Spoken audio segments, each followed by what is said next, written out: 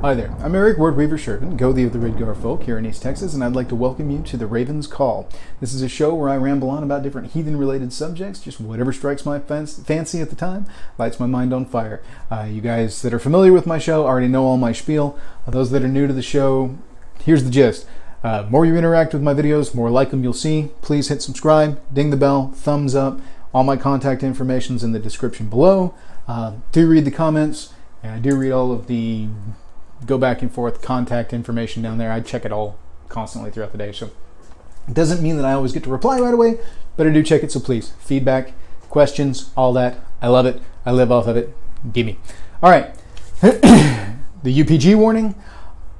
Obviously, this is my channel, so what you are going to see herein is just my take on heathenry, my take on the world, my views, my experiences. Yes, I've been a heathen for well over a couple of decades now, and I've always been a heathen. I just didn't know until a couple of decades ago that this is what you called it, and that there were other people that did this. I just pretty much came home, I showed up and was like, hey, there's others like me. But because of that, I have my own views. I have my own take.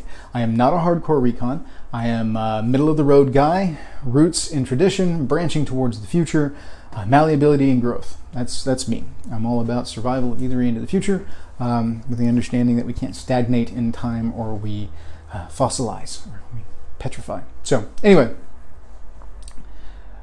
so that's my UPG warning. Take it with a grain of salt. This is just how I see things. How you do you it's not my hall, not my call.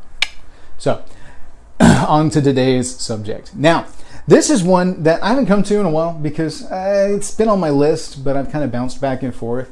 And after all of the Holdo-thing stuff and all this serious biz that we've gone into, I thought, hey, let's do something fun out of the culture that doesn't necessarily get talked about a whole heck of a lot, and kind of some of the reasoning behind it. And that is going to be the concept of naming objects. I have touched on this before in relation to some of my Vatir videos and things like that, but I thought I'd make something specific about it, simply because it's a cool concept, it's a cool thing, and it's something that we all do anyway, that we just, it's solidified, it's in the cultural traditions and survivals, but it doesn't necessarily get talked about a whole lot. So this is my little notepad over here where I've noted things. But the pen is what we will go to. The concept of naming objects. Okay? For the purposes of this particular video, I am going to unofficially name this the Dream Scribe. Okay? That's its name now for the process of this video. Dream Scribe. Dream Scribe's job is to write down my dreams in a dream journal every time I wake up. That's its role. That's what it does. Now, let's talk about what just happened. Okay? When you take an object that is known for a particular process, a particular deed, a particular thing, and you give it a name, you recognize that object for what it is. You recognize the spirit within that object, and you give it permanence within the real world. I have heard some describe it as making it real. Before then, it's just a pen. It's an ephemeral object in the corner of your eyesight. Yes, it's concrete, I know that, but think about it. If there's nothing special about this pen, then it's just a pen. And when it's out of sight, it is out of mind. It can be sitting on your desk and you would not see it. But if this is Dream Scribe, if this is a pen that is unique in its purpose, unique in your ties to it, and you use it routinely, you are tying weird to this pen, to the spirit within this pen, the Vatir element. And what you do is you build this relationship as you put your energy into it and you feed from it. You get better at doing what it does. You get to a point where you sit down and you want to write your dreams down. Yeah, you can use any pen, but you want Dream Scribe because that's what you do. That's just what you do. It's just Dream Scribe. That's what it does. So why would I write with anything else when I have Dream Scribe? I don't understand. See, that's what happens. You build this relationship and you make this thing real. It's no longer, if you see a stack of pens on the desk, you have an obligation to DreamScribe. Because if you do not write the dream with DreamScribe, what happens is you offend DreamScribe and you damage your relationship with it. If you use DreamScribe for something other than its intended use, you offend DreamScribe. Unless it's within the parameters of what DreamScribe is intended for. But if I were to pick DreamScribe up, who is the dedicated pen to my dreams, and I were to say doodle, DreamScribe might not be offended by this because it is a manifestation of my inner imagination being given form on paper. And that is the right and responsibility given to DreamScribe. And therefore, DreamScribe is not offended but honored by this. If I were to take it and fill out mundane forms at work and sign documents and vacation requests, that is not the role of DreamScribe, and DreamScribe will be offended. And next time I try to write down a dream with DreamScribe, I may not be able to remember it all. DreamScribe may run out of ink. DreamScribe may be unwilling to work with me at all. Or I may remember things wrong. That's a thing too. Now, when naming an object, the idea behind the naming of the object is you name it for what it does. What we saw there in that moment wherein I assigned the name DreamScribe to the pen, I named it, right? I chose a name for DreamScribe, and I said, you are DreamScribe. What I have done there is I have said, you are the writer of dreams. Simple as that. If you're working with a hammer, driver of nails can be a name like that. Everybody's got their hammer. These guys that do carpentry work, you've got that one hammer that is your hammer. It's Susie, it's Old Faithful, it's Trusty, it's Rusty, it's whatever you call it. You've got that one, and you assign a name to it. Most of the time. Some guys don't, but they always know it's that hammer. And the name they assign is my hammer. Where's my hammer? You take ownership of the item. You solidify that relationship with the spirit within the item. And by taking ownership, my hammer becomes my hammer. We have formed a bond here. May not drive for anybody else like it does for me unless I bid it to do so. Here, use my hammer. When somebody else uses my hammer without my permission, I will go left because it's my hammer and I protect my hammer. Do not want my hammer being taken away from me or disappearing or being damaged because it's my hammer. It is the one I like. It knows me. I know it. I know how it works. I know its weight. My arm knows its weight. It knows the drive. It knows the measurement.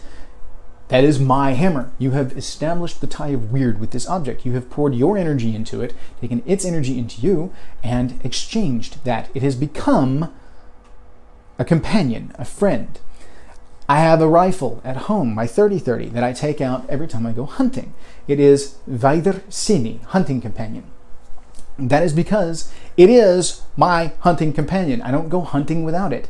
Why would I? It's my 30-30. Everything that I do hunting-wise, I do a lot of brush hunting. I do a lot of, I can use it to hunt deer if I need to, but I can also use it to hunt hog. I can use it to run around the property and just stalk in case I come across anything. I have Vaidersini, my hunting companion. Even if it's not the one that I am necessarily hunting with at the time, it's still with me. It's still there. It's still along for the ride. The 30-30 comes with me because it's my hunting companion. I wouldn't go hunting without her. It's just how it is. I have a staff at home, a stav, which I have gotten a request for a stav video. I intend to touch base on this. I'll come back to it. But my stav that I use, my Goldie staff, is going back to my gun. It's Sekenda. Sekenda means seeker. I use a lot of Old Norse names for my stuff just because I like it. I like the aesthetic and it helps to bond that relationship.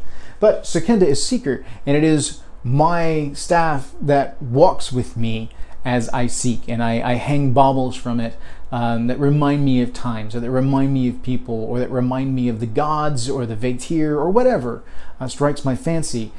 I tie my weird to that staff, and that staff goes with me. It is a companion. I know that when I go to meet new people at park moots and things, I like to bring Sekenda with me, and the reason I do that is because it's my staff. It just comes with me. We go seeking new things. We come exploring, That's Sekenda. I use Sekenda in ritual a lot of times because it's Sekenda. It's my right hand. I've got ritual bowls, or ritual horn, Thunderwell. Its name is Thunderwell. The reason its name is Thunderwell is because we are the Redgar folk. I haven't told you guys the origin of the name of my tribe before. Red is the Old Norse word for storm, and Gar is the Old English word for spear. Our tribe, when we first formed, the two families that originally formed it, we were of the Old Norse Icelandic kind of bent. They were more of the Anglo-Saxon Old English side of things. So we took the two names, the two words, one from each of our cultures, put it together into an amalgamation, and it is the Storm Spear tribe, which means it's a kenning for lightning. And so we use a lot of lightning and thunder-oriented names with regards to our objects, because that's, the voice of the Redgar folk, the voice of the Storm Spear tribe, the sound of the lightning people is thunder. And therefore, Thunderwell is the well that holds the thunder of the lightning people. It is the basin that holds the voice of Redgar. So that's the kind of thing you can think about with naming. You give it a name that is tied to its purpose or to some kind of identifying feature, similar to the deed name video that we did way back in the day. Same kind of process. The only difference is that with a deed name, while you are adding honor to someone because you are recognizing their deed, recognizing an action, and building their legend and legacy by giving them this name, you are forging a new one when you give a name to an object. You are creating Mjolnir. You are creating Gungnir. Look to the items of the gods. Do you think Gungnir was the only spear of the gods? No. But Gungnir was the spear of spears. Gungnir was the spear of Odin. And you know it because Odin is known. And we therefore know of Odin's spear, Gungnir, because it is worthy of knowing. Is it possible that in all the battles that Odin was involved in, that is involved in, and continues to be involved in, that he might pick up another spear in combat to be able to use it? Of course it's possible. It's probably likely, but those are nothing spears that he throws away and never comes back. Those are not part of the legend.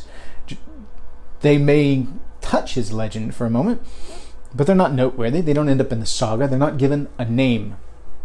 Look at the sagas themselves. You see reference to a lot of people in the sagas, but the only ones that matter, the only ones that are tied to the story, are the ones that are given names. Names are recorded so that you can tell them apart. Naming something is the mind assigning value to an object, person, something, some item of permanence. The mind is assigning a value and a moniker that sets it aside from the others of its ilk. Okay? Because this is Dreamscribe, I can tell it apart from the other pens in my case because I know Dreamscribe. Now, don't get me wrong, this is just another paper mate. There's really nothing special about this pen, but if I wrote with it every day for the intended purpose that I set out, then I would know it as Dreamscribe because I would know every little nick. I would know where the ink level is at. I would know all of these things. And therefore, I would be able to tell it apart from the others. And it has a name. The others don't have names because they're not important.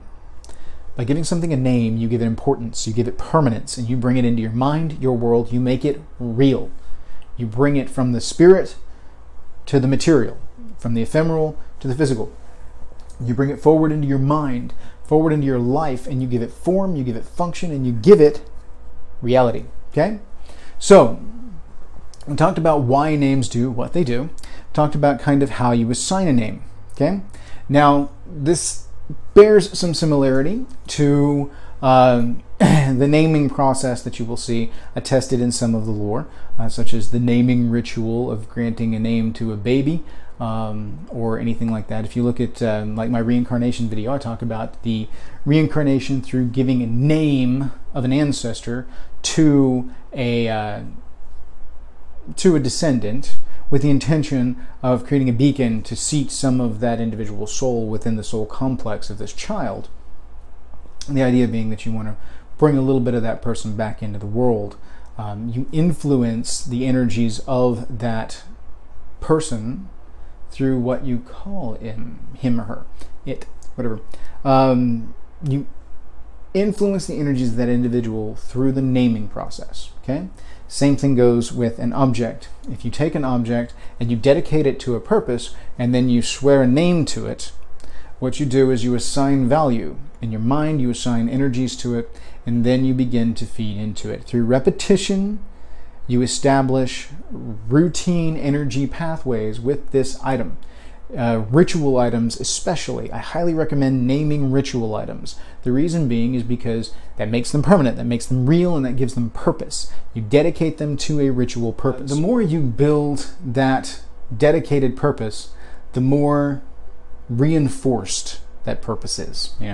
I've got many ritual items that I've given names, and that is their sole purpose. My ritual bowls, my altar, all of these things, I've given names to establish that tie and to build those relationships over time. The more you do, the more powerful that connection becomes. So, this is something that merits a great deal of thought. Now, what do you name your item? Well, that's entirely up to you. We talked before about why, how you name them for the deeds they do. I've given you a couple of examples over, what names I use for things and kind of how that goes. Like I said, you describe something the object does or something that is descriptive of the object that sets it aside from the others. Kind of like Mjolnir means crusher. Because that is the hammer's role, that is its job, is to crush things. It's crusher. So that is Mjolnir. Dream scribe is named because it is a scribe of dreams. It's a writer of dreams. Vaidarsini is so named because it is my hunting companion. Now, in all of that, what you see is a couple of names that pull from Old Norse sources, but you also notice with Dream Scribe, the name is in English. One of the things that I get asked from people about naming objects is, do I need to do it in a foreign language? Is it better to do it in Old Norse or Old English? And I will tell you this, it is entirely up to you. Here's the deal. Whatever name you give something needs to be a name that you can use routinely and easily. It needs to come to mind simply. It needs to be something that does not require, what's that called again? Blah, blah. It needs to be something that rolls off the tongue. It needs to be something that you can fall back to. For me, Vaidarsini rolls off the tongue because I know it. I've associated the name with it. It's fine, but I do some Old Norse play and stuff like that. So it's easy for me to come up with that, Similarly, because Thunderwell is the ritual horn for my entire tribe, and not everybody within the entire tribe is super down with the pronunciation of Old Norse names, and because it's kind of jarring and breaks the sequence for them, it gets its name in English because that is easiest for the multiple people to associate. If you have a name that you do not associate with the item, then that name is meaningless. The name must be associated with the item, and therefore it needs to be a name that you can grasp and reproduce fairly easily. So, highly recommend using things you are comfortable with. If you choose an Old Norse or an Old English or whatever name, German name, whatever, for an object, then by all means commit it to memory so that it becomes the name of the object. Just like you meet somebody and they tell you, hi, my name is Dan, and then 30 minutes later you're like, what is his name? Versus the people who are like, hi, Dan, nice to meet you. Dan, I've said your name like 3 times now, Dan, because I'm trying to memorize and associate the name with your face, Dan. And so you do that with your items, Dream Scribe. Dream Scribe. How many times in the first little bit did I associate the name Dream Scribe with this pen? The entire point was so that I would look at this pen and go, you are Dream Scribe. But, like I said, it's a mock-up because I have not committed this pen to memory or poured any significant weird into it. So I know people are going to ask me later, what happened to Dream Scribe? Did you really use it for that? No, I'm not really naming it that, okay? It's just a mock-up, an example, and Dream Scribe's going to go back in the bin over there, and I'm never going to be able to tell it apart again. If I were to set one aside that is my Dream Scribe, it would be like a fountain pen or something like that, because it would be special. And that comes to another point, quality of item. Okay, when you're talking about a named item, what you need to do is pay attention to quality, because you don't want to assign a name to a Bic pen that could easily run out of ink and is not refillable. This one sort of is, but you'd have to cannibalize another one to be able to do it. it's an impermanent object. It's a temporary object, this is. It's not intended to be around forever. If you want to build the legend of an item, if you want to build a relationship with an item, it needs to be a durable item. It needs to be something that's going to be around. You know, you don't take some cheapy dollar store hammer and then give it uber epic name and then lose it later on. Now, a hammer is a thing that's got great permanence to it anyway. But you're not going to take one of those little screw together multi-utility hammers and give it some awesome name and try to build a super relationship with it. Most likely, I know some people that might, because they take super care of it and would be super careful with it. That's still an object of permanence. But you know, you're less likely to do that with that than you are with good, solid, you know, old faithful. This is trusty. My hammer that was my grandfather's before me, and he passed it down to me when he died. Now I use it. I don't use it for everything because I have respect for it. I only use it for special projects. Or I only use it to honor my grandfather in ritual. There's a thing. Those kind of items, because they're tied to ancestors, carry the relationship your ancestors had with it, and they pass that down to you. And they pass down the luck that's tied to the relationship with the item. So it needs to be a durable item that could be passed down. For instance, Sukenda, my staff that I referenced earlier, is a staff that is not going to, it's not some, you know, little piece of throwaway wood, a branch that I got off of my property that's already in a state of decay and won't last till next week, let alone next generation. Now, this was hand carved by a friend of mine. Thank you, Falcor, you're awesome. This is not that I think Falcor watches my videos, but anyway, he carved it by hand. It's awesome, beautiful staff. Anyway, and I have one my dad made me, which is absolutely gorgeous, and it doesn't go out of the house because I don't want anything to happen to it, because I want it to be an heirloom because it's beautiful. And so these are items that are going to last. These are items that are going to endure, and as such, they're worthy of names, because they're items of worth, items of value. You would not name a big pen, but you would name a gorgeous fountain pen that is refillable. You would name a gorgeous cross pen that's easily refillable. Those are kind of things you would name because they are worthy of a name. They are a cut above the rest. There's a reason to name it that. You know, with a big pen that you're using for journaling, yeah, it's special until it runs out of ink, and then it goes in the trash and you get a new one. And then it becomes special until it runs out of ink and you throw it away and you get a new one.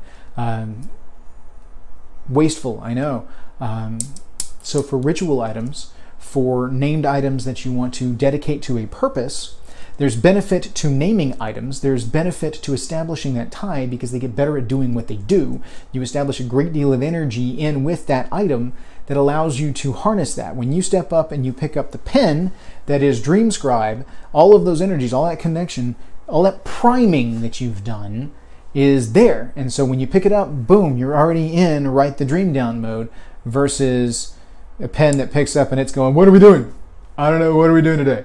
And then so you take said pen and you tell it, we're going to write down my dreams. And then the pen goes, okay. And then sort of, no, you pick up Dream Scribe, which is a beautiful fountain pen that you've written down 3 or 4 years worth of dreams. And it says, morning, boss, let's get to work. Straight to it. That's the way it works.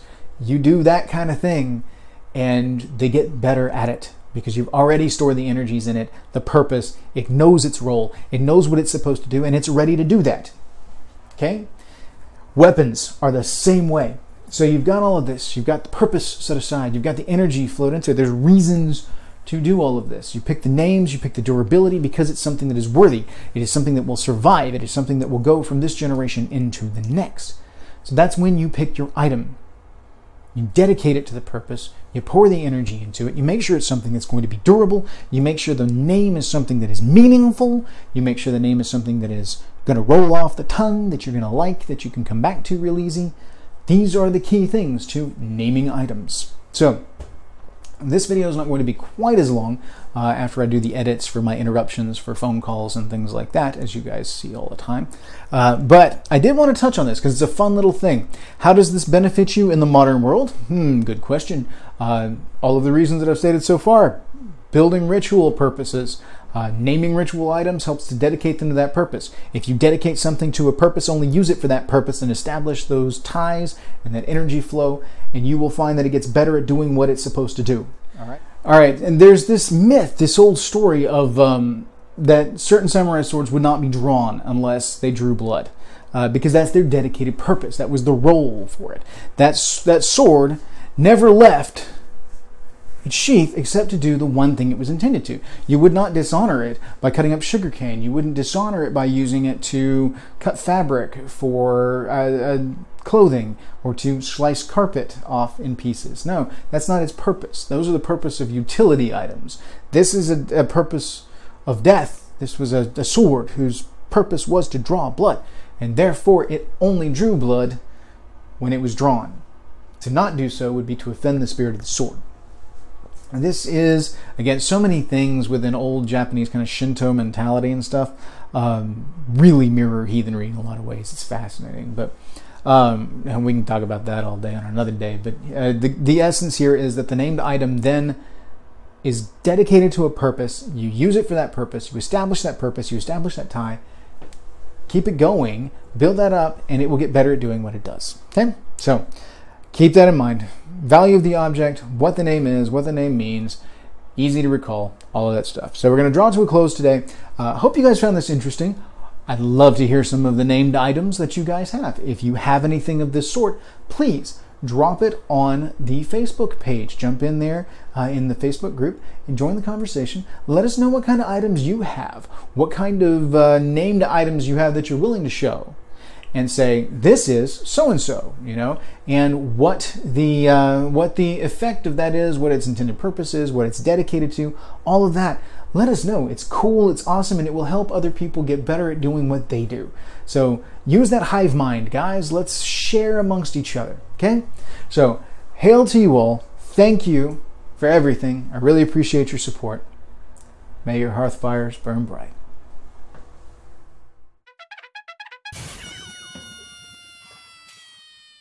Next up, we're going to talk about... hell, we'll just go into naming of objects. It's a thing, you know? Water is good. Water is life. Filming afternoon this time, hence the water as opposed to the coffee. I know you guys always see me with my coffee cup going, coffee is life, nectar of the gods. Usually about midday I switch over to water and try and hydrate myself because I've caffeinated myself into oblivion in the morning. So we shall see. And in filming these things back to back, because this is the opportunity I get to film, gotta hydrate, man. Raspy in the throat after a while. So